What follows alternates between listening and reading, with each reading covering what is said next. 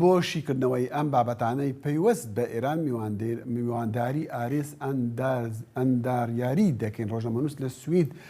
کاکاری زۆر سوپاس بۆ کاتی جەنابەت خوێندنەوەی جەنابەت بۆ ئەم بانگاوازە سەرنجڕاکێشەکە لە شاری قومەوە دێتن بۆ گۆڕینی دەسەڵاتی ئێران کە لە راپۆرتەکە دامان بینی. بڵێ پێشەکی سڵاو و ڕێز وێڕای ماندوو نەبوون.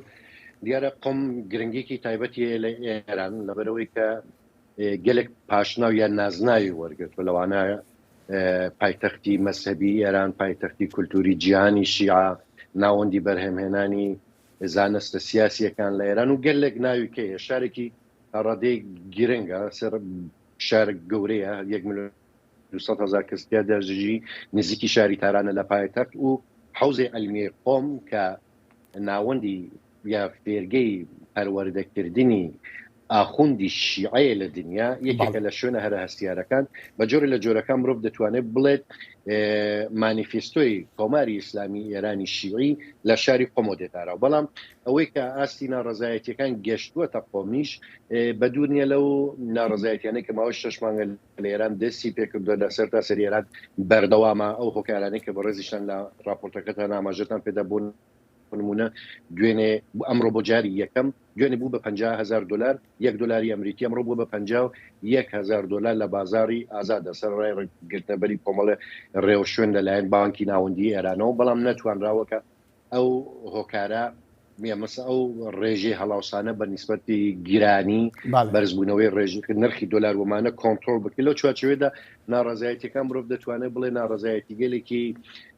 چ لە بواری ئازادیە تاکی و کۆمەڵایەتیەکان ئازادی ژیاندایە و چ لە بواری ئابووریدا بەڕاستی گەشتوەتە لووتکە بۆیە دەبینی کە لە شارێک وە قۆم کە کەس چاوەڕوانی ناکرد دەنگی ناڕەزایەتی ئەمە جاری یەکەمی ژنیە. کاکاریز لەگەڵ ئەوەشدا بیستمان پێشترش یەکێک لە ئەفسەرە باڵاکانی ئەمریکا لە هەرێمە دەڵێ ئێران هەڕەشەی ژمارە یەکە لە هەرێمدا. یعنی چۆن ئەو هەموو کێشەیە لە ئێران دیسان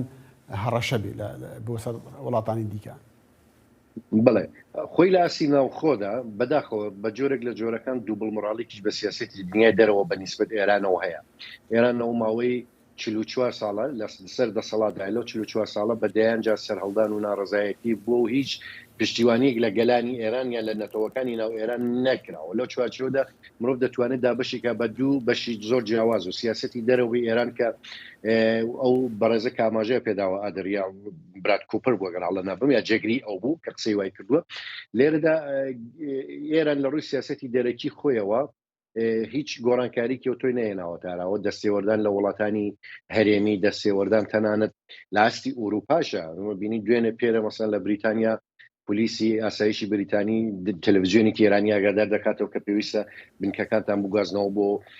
دەرەوەی بریتانیا دەرەوەی لەندەن. لەو چوارچێوەیەدا دەستێوەردان لە وڵاتانی عەرەبی لە وڵاتە دراوسیەکانی خۆی بە تایبەتی لە عێراق لە سووریا لە لوبنان ئەمانە و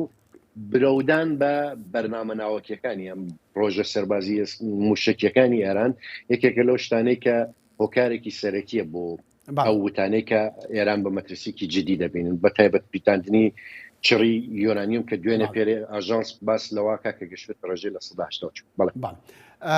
کاکاریز دەزانین کە حوسێن ئەمیر عەبدوڵاهی وەزیری دەرەوەی ئێران لە بەغدا بوو و لە دیدارێکدا لەگەڵ هاوتە عێراقیەکەی داخوازی یان خوازیاری کۆتایی هێنان بە بەڵگەنامەیەکی هاوکاری ئەمنی ئێران عێراق بوو کە لە کەمترین ماوەدا بکرێت. ئەکرێ پێمان بڵێ مەبەستی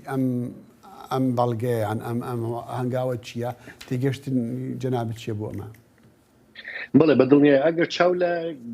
وەزارەتی دەرەوەی ئێران بەگشتی و سوپای پاسدارانیش لە دوانەکانی لە ماوەی چەند هەفتەی ڕابردوودا بکەین ئێمە گەلێک جار ئەبینین کە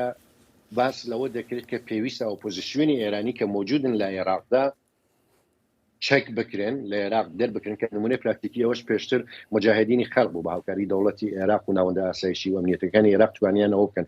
بانگەوازی ئەوەش هەیە حتا مەسەلەن لێکی لەو شتانە باز لەوە کرا کە نوێنەرایەتی حکوومەتی هەرێم ئێران و عێراق ڕێککەوتون لەسەر ئەوانە و گەلێک دۆسیە تایبەت هەیە مەسەلەن دۆسیە گرێدانی ئێران ڕاستەوخۆ بە عێراق بە سووریەوە لەوێەوە بۆ لۆبنان و مەسەلەن کۆتایی هێنان بە هاوکاریەکانی مەسەلەن لەگەڵ وڵاتە ڕۆژاوایەکان وەکو ئەوانەڵم بە تایبەتی وڵاتی یەکگرتوەکانی ئامریکا و کۆمەڵەشت حسێن عەبدوڵاهیان باسی لەوەش کردووە میر عەبدوڵاهیان کەڵێت کە عێراق گەشتووەتە ئاستێکی سەرنجڕاکێش بەڵام ئەوەی کە باڵکێشە لە کاتی بەڕێوەچوونی کۆنگرەی پارلەمانە عەرەبیەکان لە بەغداد ئەم سەردانەی ئەمیر حوسێن عەبدوڵاهیان سەری گرتووە بۆ بەغداد پەیامێکیش بێ بۆ لە کۆبوونەوەکەدا باسی ڕێوشوێن کراوە سەبارەت بە دۆسی تیرۆرکردنی فەرماندەکانی دژە تیرۆر ئەمە چ بابەتی ئەمە چ باسیکە بەدڵنیاییەوە لە عێراق مرۆڤ دەتوانێت بڵێ دوێ گۆڕانکاریەکان و نەمانی سیستمی سەدام حوسێن لە عێراقدا ئێران بە جۆرێک لە جۆرەکە هەوڵیدا کە هاژمونی خۆی لە ڕێگەی مەسەبی شیعە لە ڕێگەی تەشیعوگرایی ئەو گروپە میلیشیانەی کە پێشتر لە ئێران بوون وەکو سەدر و وەکو کۆمەڵێک ناو کە هەن جەماعەتی حەکیم و ئەمانە هاتنەوە عێراق و زۆر بەڕاحەتی توانیان دەست بگرن بەسەر جومگەکانی دەسەڵاتە لەو چوارچێوەدا ئێران خوازیاری ئەوەیە کە دۆسیەی ئاسایشی عێراق هەم چۆن کەیسە هەژمونیکی زۆری ئێرانی پێ دیارە بە هەمان شێوە لەژێر کۆنتڕۆڵی ئێراندا بمێنێت و بەڵکو بەرفراوانتر یعنی ئێران بتوانێت بە شێوازێکی زۆرتر کۆنتڕۆڵ بخاتە سەر دام و دەستگا ئاسایشی و پەیوەندیەکانی عێراق. ئاریز ئەنداریاری ڕۆژنامەنووس لە سوید لەگەڵمان بوو. زۆر سوپاس.